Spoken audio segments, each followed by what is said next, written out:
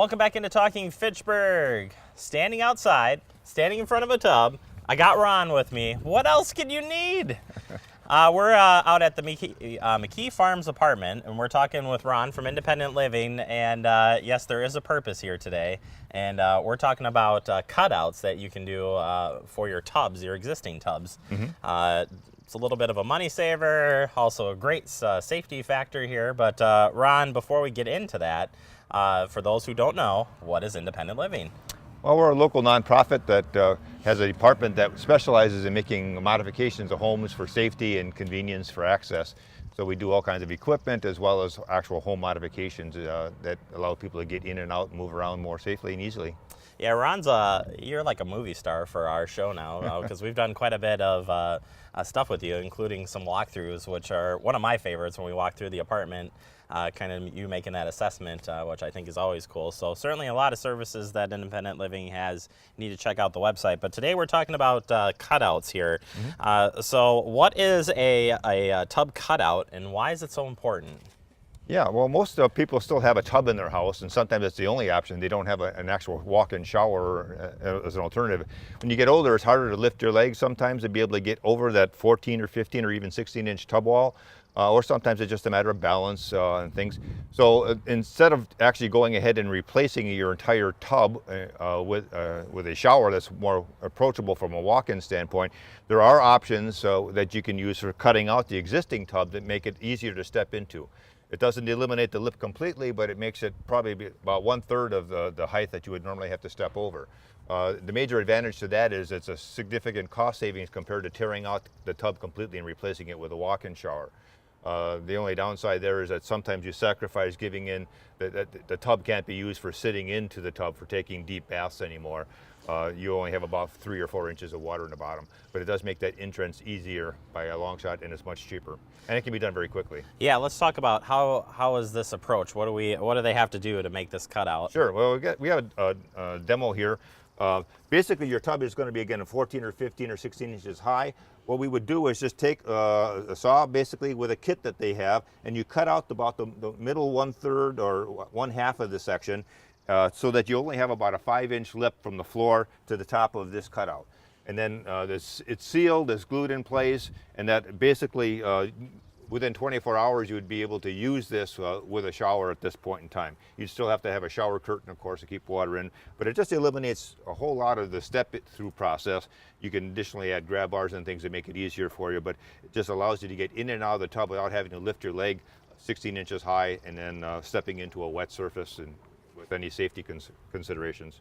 You had mentioned that you do lose the taking a bath necessarily. You're going to probably lose that. We were talking beforehand here a little bit about they do make tubs with doors on them, but there's a really increased cost with that. Yeah, they had those sit-in tubs. Again, they're talking probably $5,000 to $10,000 minimum for putting one of those things in with all the sprayer jets and everything else. So this one, you can get a standard cutout where you just are going to be doing a shower, but you can also get these cutouts that will have a door on it that seals.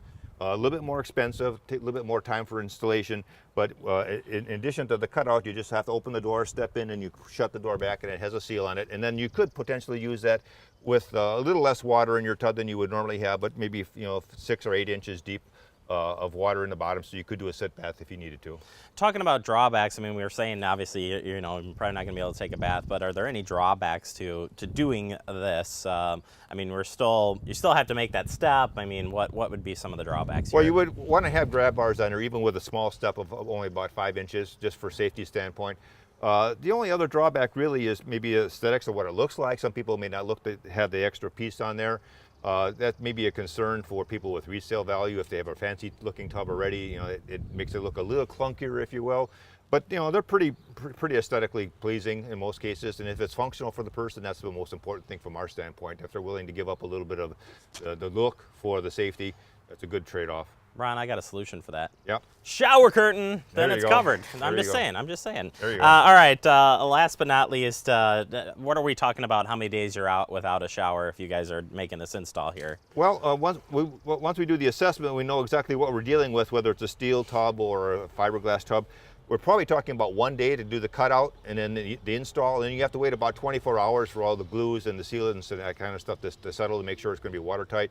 So you're maybe looking at about a 2-day window, 1 day for install, 1 day for the sealing, and then you could be able to start using it for shower purposes or with the door with the bathing purposes as well too. Are we finding as we get older, are we really just looking at more of a stand-up shower? Like that's probably going to be the easier than doing a sit-down tub at that point?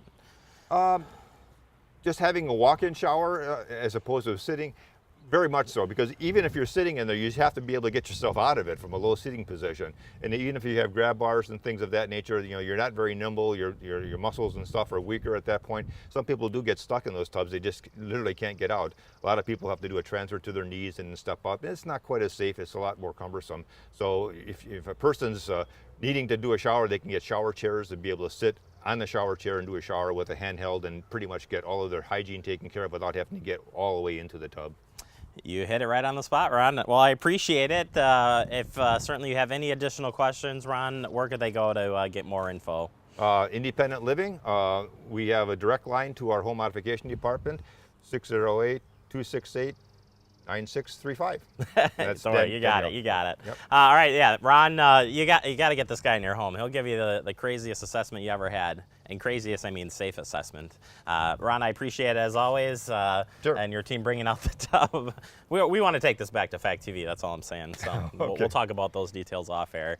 Yeah, check out Independent Living.